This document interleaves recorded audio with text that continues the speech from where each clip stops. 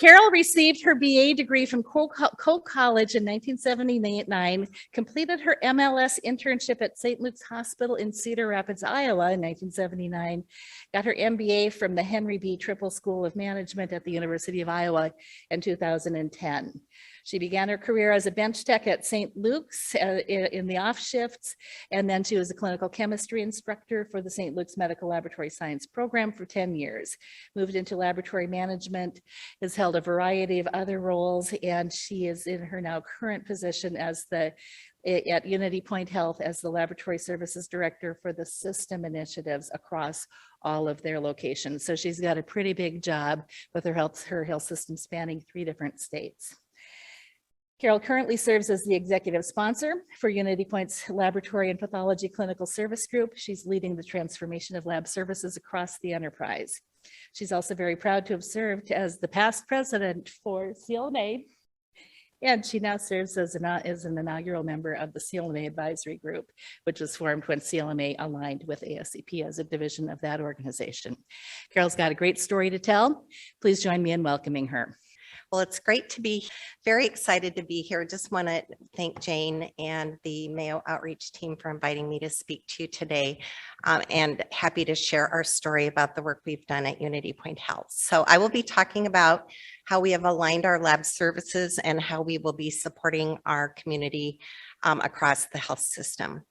So I have no disclosures related to financial relationships or off-label usage, but I would like to disclose that I'm a huge fan of Minnesota and that we do travel here every summer with our families to fish up north of Bemidji. So I'll be talking a little bit about that in a minute when I show you a few pictures, but wanted to let you know I love this state, so it's great to be here.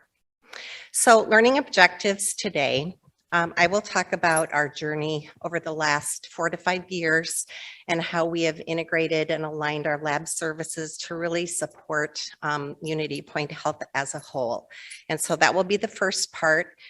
And secondly, I'm going to highlight the significant impact of the COVID pandemic. When I started this presentation, I got to thinking, do I want to focus on COVID at all? And as I was pulling it together, I thought there's no way I can't focus on COVID because it's been such a huge impact to all of us. And it really has highlighted the laboratory within the health continuum, which is a good thing. So felt that really needed to bring forth some of the work we did during that time and how we supported all the different communities across our enterprise.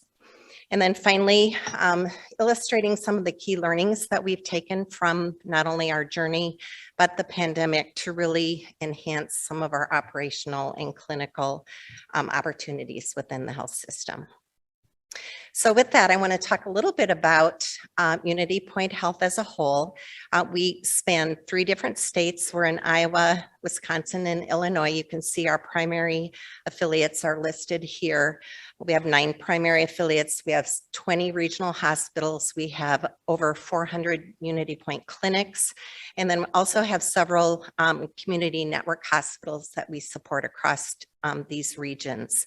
We also have 4 accredited colleges that are aligned with the system.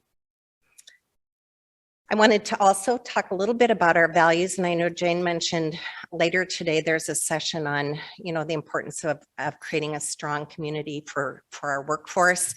I truly believe the values of an organization really define what that organization stands for and how we care for each other and treat not only each other as team members, but also our patients and families and clinicians. So we have an acronym, FOCUS, for our values.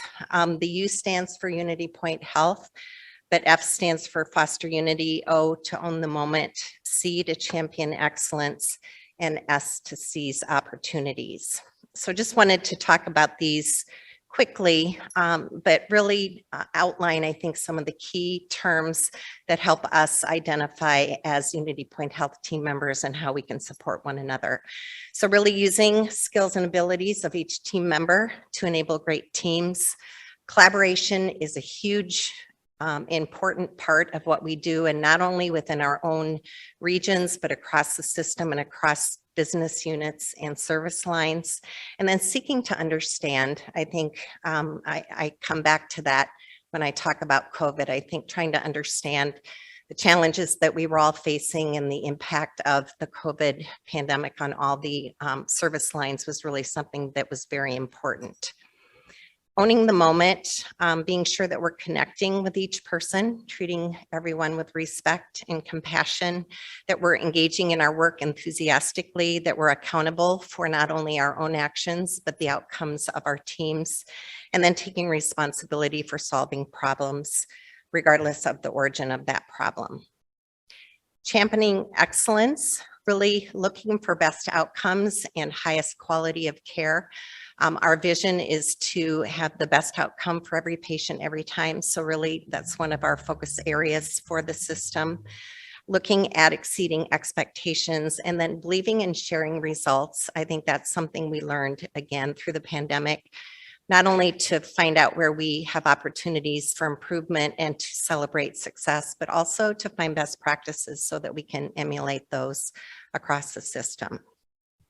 And then seizing opportunities that we are promoting transformation, that we're creating partnerships across all service lines, and then having the courage to challenge the status quo. I think that's one of the things I'm strongly supportive of, is that within any team, if you don't have the courage to speak up and have a differing an opinion or a different avenue that you think we should go, you won't end up with the best outcome. So really believe that's an important component of our values.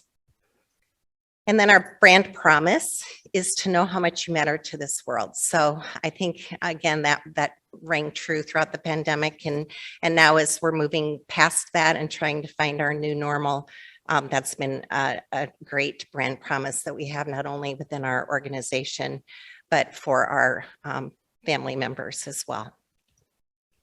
So just quickly, a little bit about our governance structure. We do have a 3-tiered structure within Unity Point Health. We have an overarching clinical leadership group. This is a group of system administrators and clinicians that really are the primary decision-making body for our clinical enterprise. They really focus on coordination of care, alignment, and accountability for the work that we do. And then we have several clinical service groups. I think in the intro, Jane mentioned we do have a lab path clinical service group. We also have behavioral health and imaging, several of other service lines that also have CSGs. And these are the subcommittees that report up through the CLG. Our CSG is made up of our clinical lab directors and pathologists from each of our primary regions. And we bring forward any key initiatives to the CLG that we would like to implement within the system. And finally, we have work teams that report up through our CSG. These are folks that are actually frontline team members in our laboratories. So they're closest to the work. When we have a problem, we take it to them. They help provide an endorsement for what they feel we should do. And then that comes up to the CSG for discussion and vote. So this structure has been in place since about 2016, and it has really served us well in terms of how we make decisions and move our work forward.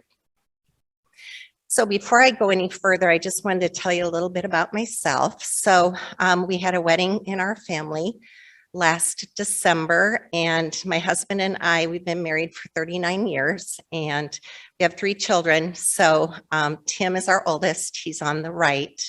I think on your right. He's actually working out in Cambridge, Massachusetts right now. He works for Vor Biopharma. I don't know if anyone in the audience knows that company, but he's doing research for their cancer work that they're doing. And then Rachel, our youngest, is standing next to him. She works in Des Moines, Iowa, at a company that produces off-label products, and she does their regulatory affairs for their company. And then Sarah's our middle daughter. She's the one that got married to her husband, Scott, and they both are educators. Sarah works at an alternative high school in Cedar Rapids, and Scott works as a science teacher at a middle school in Iowa City. So I'm excited about the wedding, and hopefully the next 2 will get busy and hurry up and get married as well. So the picture at the top Paul and I had the opportunity to travel to Germany, Austria, and Switzerland this last May. And so we had to go to the Opera House in Munich, Germany, and have a beer. So that's what that picture's from. And then the picture at the bottom refers back to my comment about my favorite place to go in Minnesota, and that's Turtle Lake in just north of Bemidji, Minnesota, and that's where we do fishing trips every summer. So that's a sunset picture. Someday I'm going to publish a sunset picture book because I probably have taken 5,000 pictures throughout my lifetime. All right, so want to jump in and talk a little bit about the transformational journey that we've taken and how some of that work has really helped support our system. So we started back in 2016, 2017, and we started as a lab affinity group. Really was the same components and membership as our new CSG, but we had been working as a affinity group for multiple years, really focusing primarily on IT work and how we could align the IT work across the system. So we transitioned to the CSG. We developed a charter and guiding principles, which was so important to help define how we would work together, how we would make decisions, when we would have to take a decision to senior leaders for their input. And we began with the focus on IT team development and PAMA at that time, as you're all well aware. At that time was the first phase of redefining the clinical laboratory fee schedule. So that was our focus at that time. And then in 2018, we really moved towards defining 4 key focus areas, and that was standardization of our instrumentation, keeping tests in the system, meaning looking for tests that we were currently referring to external labs that could be done within the system, billing process standardization, and finally developing a regionalized laboratory concept. And we had some really early wins. Path Lab is a large independent lab, wholly owned independent lab in the Des Moines region. And they were at a campus at Methodist, was their location, and they were really growing, and we needed to find a new spot for them. So there was system approval to move them to a brand new location in Ankeny. And this expanded their footprint and allowed them to be able to expand their capacity for testing. And then we also got approval from the system to implement microbiology automation, both at Path Lab in Ankeny and at Peoria Methodist in Peoria, Illinois. And this, again, helped both of those regions expand their capacity to be able to take on additional microbiology work, whether it be from within the system or from other clients. Some additional steps we performed in 2018. We did a environmental analysis across the country. Deb Wells, I know, is here today. She came and spoke to us at Unity Point Health to talk about the hub and spoke model. And we really learned about what a lot of other organizations were doing in terms of integrating lab services. And we actually got approval then through our system leaders to pursue the regionalization of those of our lab services. About halfway through the year, we did endorse moving towards selecting Path Lab in Ankeny and Peoria Methodist as our 2 first centralized reference labs. And really the reasons that we endorsed this was to enable best care across the entire continuum, to enhance operational efficiencies, to move tests that maybe weren't stat or needed same day to these centralized locations so they could be performed there rather than at every location. It really helped minimize staffing shortages by realigning where the work was done and enabled, again, innovation of best technologies, for example, the micro automation. And about that time, the system was undergoing other initiatives, and we actually, unfortunately, had to table the regionalization decision at that time. We did have trouble getting enough capacity from our analytics teams to really do perform a meaningful ROI to determine how many centralized reference labs we may need. And we also really recognized that our system just was not culturally ready to accept and move in that direction. So in 2019, we really refocused, we paused efforts on both the billing platform standardization and integration and regionalization. And we continued to focus on our instrument standardization, our keeping tests in the system, and then also did quite a bit of work on order set optimization and order code standardization within the system at that time. And then the pandemic hit. And so we know 2020 to 2021 was really focused on taking care of our patients and taking care of each other. And so now it brings us to 2022. And really, we are taking this opportunity to really regroup, reassess what opportunities we have to regionalize across the system, to redefine our guiding principles, what the benefits of that work will be. We're relooking at our local test menus, and also as a part of that, assessing what our current outreach models are and what opportunities we may have there.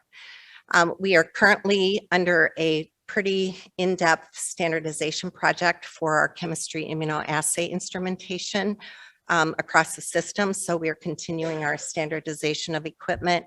And we are also now evaluating the opportunity to consider an enterprise lab organizational structure across the system.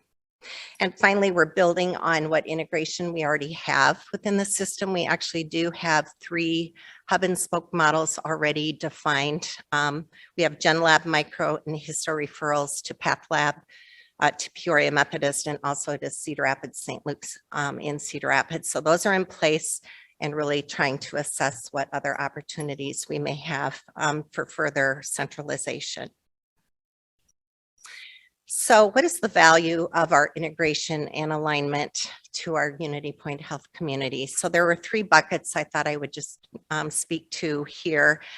In looking at our IT alignment, order set optimization, and order code standardization, I think there's definitely have seen an enhanced community between our IT teams.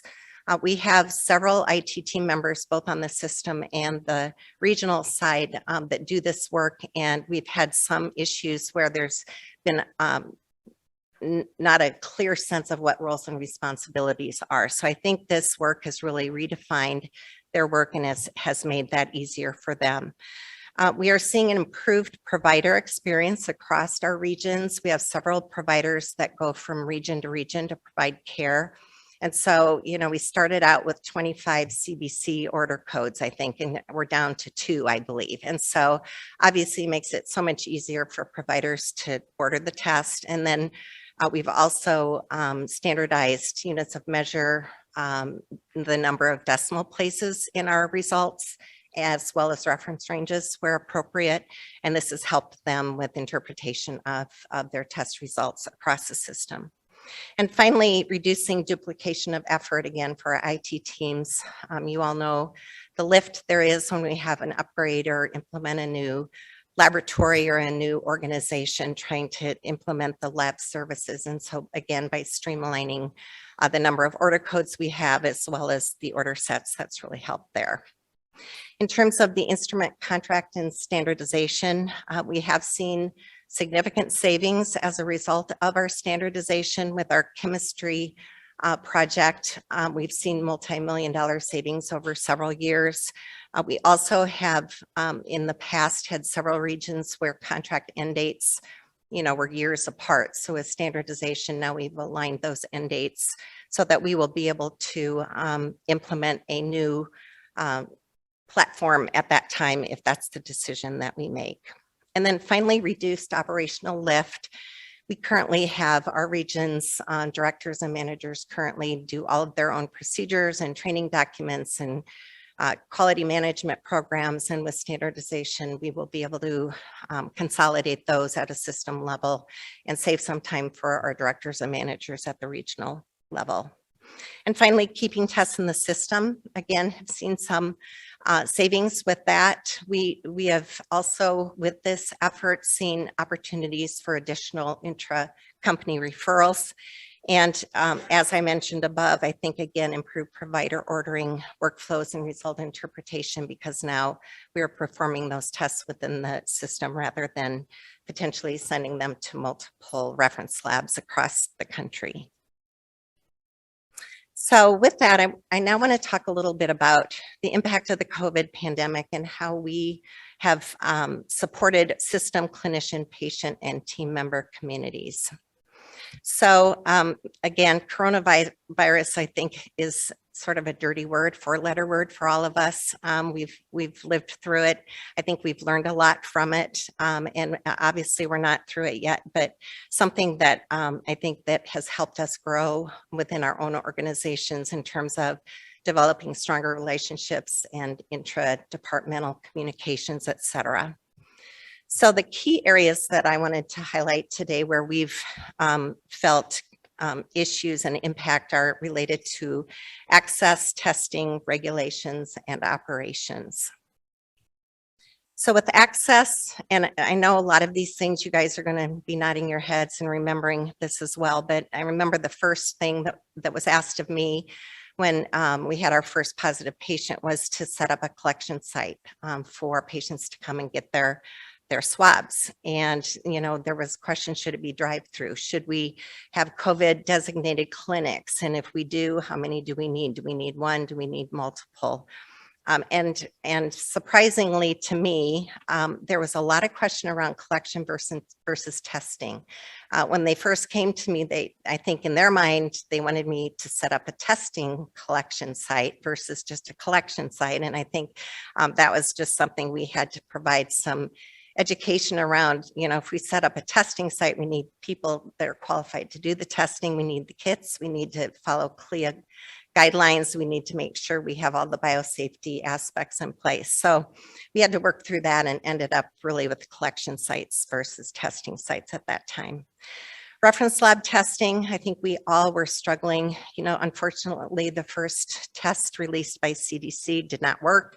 And so, you know, once the tests became available and all of our reference labs were able to perform, there was just a huge influx of volumes, and it was really hard for our reference labs to manage that volume. So turnaround times, you know, were a challenge, working through transport times. All of those things were things that we struggled with.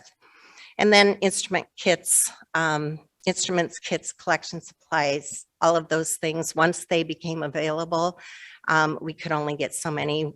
We were all under allocation. We all had maximum order quantities. We had governmental allocations that the vendors were committed to that impacted our ability to get the kits, and then of course back orders. Testing, I think, you know, we started with molecular, but we moved into the antigen and the antibody testing, trying to determine when we should be doing the testing and for whom, what were the indications, how to interpret the results. We worked very closely with our clinical teams to set up testing criteria and clinical algorithms to try to help with that, but we would get it defined, and then 2 days later, we'd have to change it because something changed. So that was a challenge. Trying to work through what appropriate specimen types we could use, as well as transport media. I know with our VTM, we ordered the 3 mil VTM, and we ended up splitting it into two 1.5 mil VTMs so we could have enough to be able to manage the collection volumes. And then finally, some of the other things that we struggled with were, should we implement specimen pooling, for example? We did do a lot of work at our Path Lab site in Ankeny to determine if that's something we wanted to do, and we ended up never implementing it just because of the high % positivity out there, but a lot of work was done there. And then CT values, do you report, do you not report, how do you interpret? I think those were all things that we were challenged, as well as home testing once that became available. Regulations, I think we all struggled with that.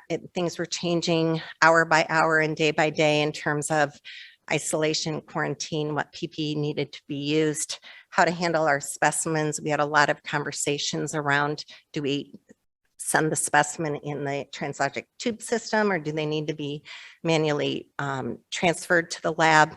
And then trying to keep up with the public health emergency and EUA guidelines out there was a struggle.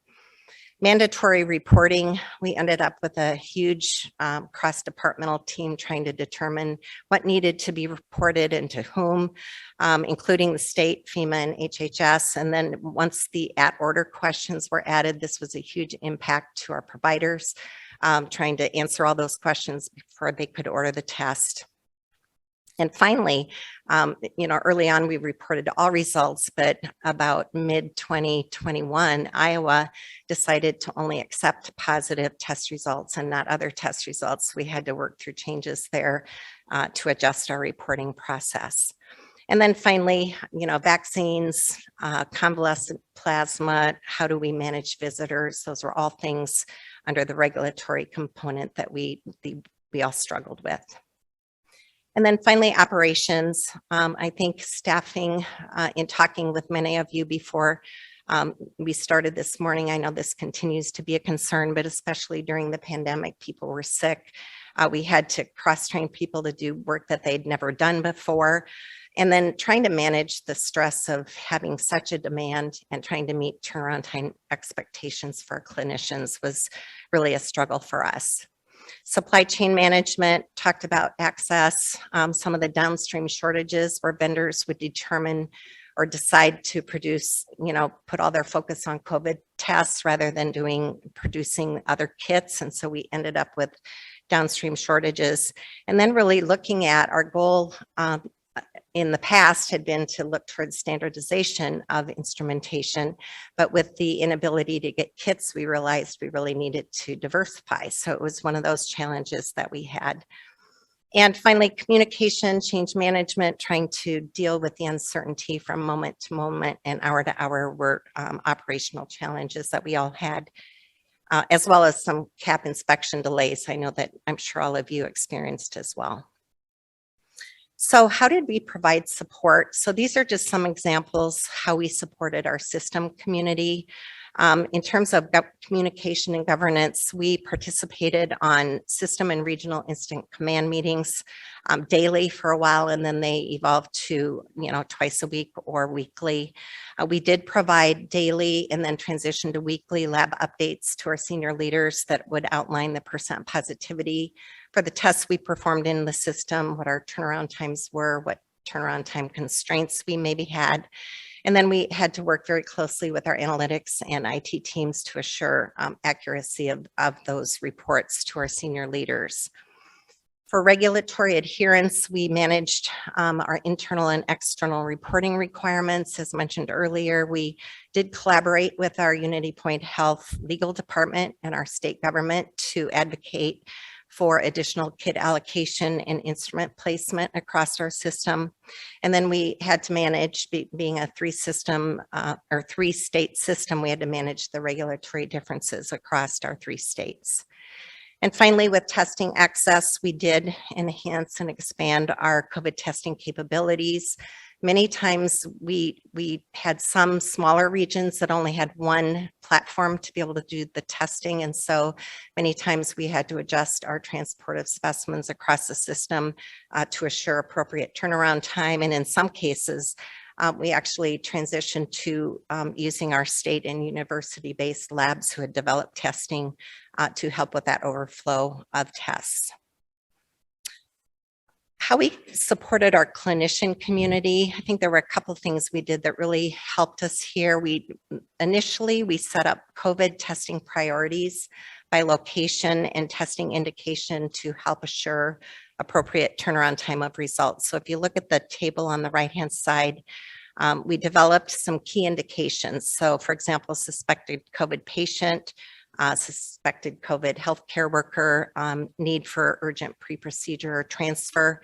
And then we defined those and then assigned a priority category in EPIC, which then translated to a Sunquest priority. So when these specimens came into our lab, we knew which ones were stat, which ones needed to be prioritized. And early in the pandemic, we were getting thousands of specimens and we were trying to sort through them one by one to determine which ones to do first. So this really helped us prioritize and make our work more efficient. We publish lab updates in a provider-specific information document every week. We collaborated with our clinicians, as mentioned earlier, to develop clear testing criteria and clinical protocols. And then one of the final things we did, I think that also helped, is we developed an EPIC COVID respiratory panel. And this was to help our providers know what to order, but then underneath the panel header, it would identify what tests were available in that specific region. So if you were in Des Moines, it would list all the tests that Des Moines could perform, or if you were in Dubuque, Iowa, it would list the tests that they could perform. And this also helped providers order the right test, and it also helped our labs because the tests they were ordering were ones that we could perform within that particular region. In terms of patient community support, our system did many things. I'm sure yours did as well. We set up multiple collection sites and COVID designated clinics, so patients had ease of access.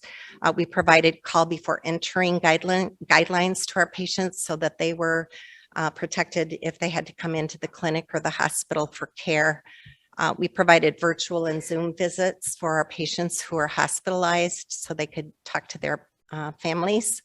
And then we created a certificate for those who were able to go home and provided them that certificate of recovery. And then we asked patients, of course, as we do always, to ask important questions about their episode of care, and then provided multiple patient education tools to help them navigate the pandemic, both whether it was in inpatient or at the ambulatory side. And finally, support of our team member community. We implemented daily lab COVID huddles. We did that for many months and have adjusted now to only one per week. But this was critical to us being able to allow each region to bring forward what their challenges were and what problems they were having with testing or collections or whatever the issue was. We provided a real-time tracking tool for all of our labs across the system so that we could make sure that we had the right supplies available to do the testing, and we shared supplies across the system multiple times to support that. CT&G HPV testing were tests that we were unable to get kits for, so then we had to find alternative options there. So worked through that with our team members. We did develop a personal protective equipment tool specific to labs so that we could assure that our lab folks were complying with the requirements, but also assuring team member safety. And then we created and provided tools for those who ended up all of a sudden moving home to work virtually. That's quite a change. So we provided support for that, as well as ongoing support for well-being and recovery as folks try to, get over the fatigue of the pandemic and be able to move forward in a positive way. So finally, I wanted to talk a little bit about how our learnings through the transformational journey we've taken, as well as the COVID pandemic, have helped us drive operational and clinical opportunities within the system. So some of the key learnings, these are all things, that are every day for all of us, but collaboration between departments, between people, between regions was so important. Being patient with the fact that many times we'd make a decision today and we had to change it tomorrow, trying to help our team members understand that, but also helping our providers understand that there's just challenges that we had to, pivot quickly many times to try to support.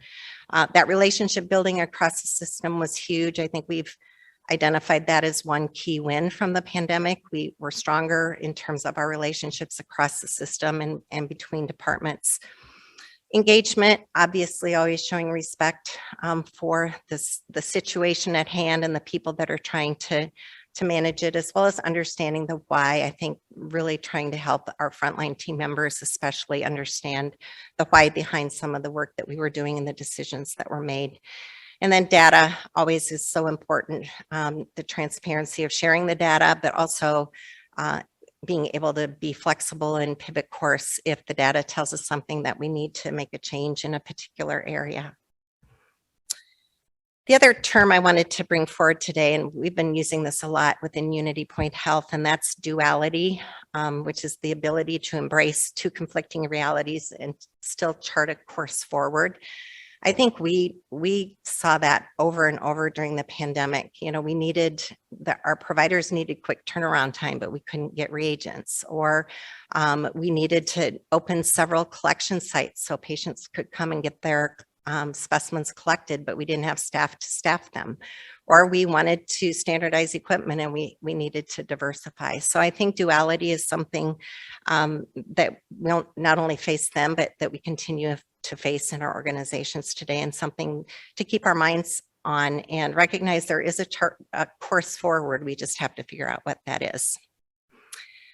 We developed respect huddles. I know a lot of organizations are doing this. This is not necessarily an outcome only of the pandemic, but really have pulled together huddles at the department level, which then when issues are identified, it's elevated to our regional senior leaders. And then within the same day, those issues are elevated to our system senior leaders, and really have been able to identify problems, things that we can identify solutions for, and really, again, find those best practices across the system to try to solve some of the problems we've had. And how is what we learned really supporting our operational and clinical opportunities? Well, for operational, I just wanted to pull back the slide I shared at the beginning. We are continuing our transformational journey. We are looking at, re-looking at opportunities for centralization. What does that look like today, and how can we define our lab for the future? We also, I think, in terms of building upon the current integration we already have, I think there's definitely an opportunity there to continue that work. So I would say that's really our focus this year, and most likely into next, in terms of how we can operationalize the work that we do and find opportunities to get better in that way. And finally, for clinical opportunities, just 4 different examples I wanted to share. That we feel the work that we've done in the past in terms of the transformational work that we had on our plate, as well as what we learned during the pandemic, have really supported successful transitions in several different areas. So the first one, we transitioned to high sensitivity troponin testing back in the end of 2021 and into January of 2022. We actually had 2 different primary instruments that we ran troponin on, Roche and Siemens. And so we not only had to educate our providers and develop algorithms for the Roche assay, but we also had to do it for the Siemens assay. And so we worked extremely closely with our cardiovascular and emergency medicine team leaders. We created education. We had several meetings. We created clinical guides, and I'm happy to say that really the transition went very smoothly. And I think part of the reason is we had that basis of trust and relationship with the groups to be able to move that forward in a positive way. The next one is blood product utilization.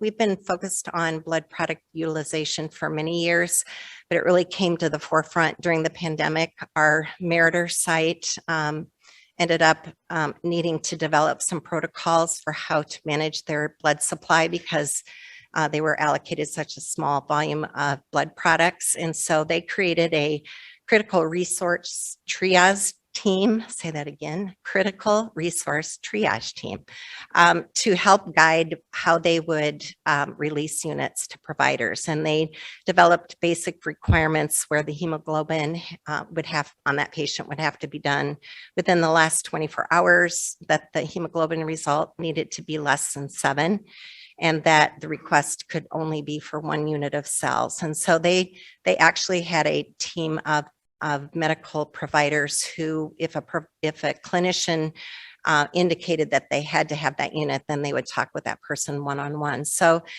they were able to really manage that reduction in blood supply and assure that the patients that really needed the blood product were able to get those.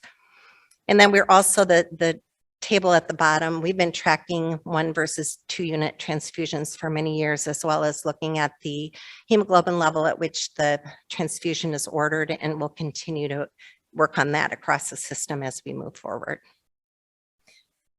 We've developed a urinalysis panel to help drive appropriate utilization of UA orders as well as urine cultures.